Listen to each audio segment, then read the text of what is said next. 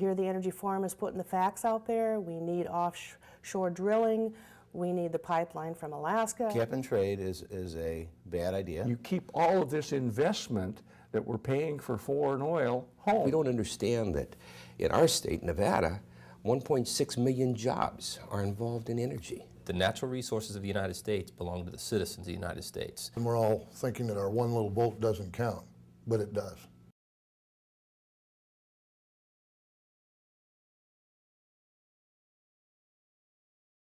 Being a local businessman from West Virginia, I'm a CPA. I represent many clients who were either directly impacted by energy or indirectly impacted by energy. Let's just take Georgia, for example. 33% of Georgia jobs are affected by the energy sector. My industry, which is agriculture, all our inputs that supply the food and fiber that our nation consumes is interdependent on energy.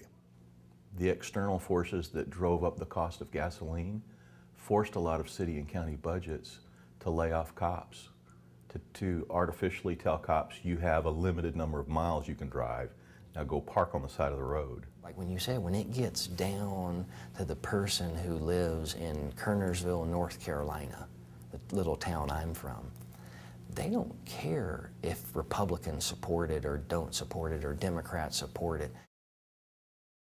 I'm very concerned about having a productive energy policy to ensure national security.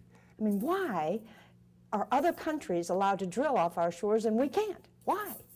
And one of the things that's important, I think, is the abusive tax system that is trying to be imposed right now in the oil industry. It's fairly simple. We have a lot of sources of energy domestically. It's almost like I've got a full container of sugar on my cupboard or on my countertop, but I'm gonna go next door and borrow a cup of sugar. Doesn't make any sense. I've got sugar. Why don't I use that? Airplanes are not flying with solar panels. At least I'm not going to get on an airplane that's flying right now with solar panels. And I see energy as an issue that people really have to set aside their personal and political preferences because it cuts across all strata. We need to have a bipartisan group to take a broad look at energy policy. And I think the people that are in elected positions, not only in South Carolina, but across this country, need to understand what risk they're putting us at if they adopt a crazy plan.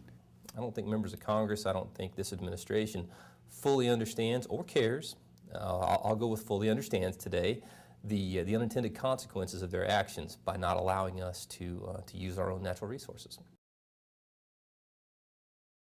I think it's very important that the people of Colorado understand that the energy people, the companies and the employees are just as interested in the condition of Colorado as we are. When we did our rally last summer in Minnesota, it was just incredible. We had a room that was filled to capacity and then some. We had people standing outside. It was an incredible outpouring of emotion. Arizonans should understand that they can take a position, they can take a voice, they can get involved in the process, and they're the ones that are driving the message. Every citizen should know that they have people they elect who are accountable to the citizens.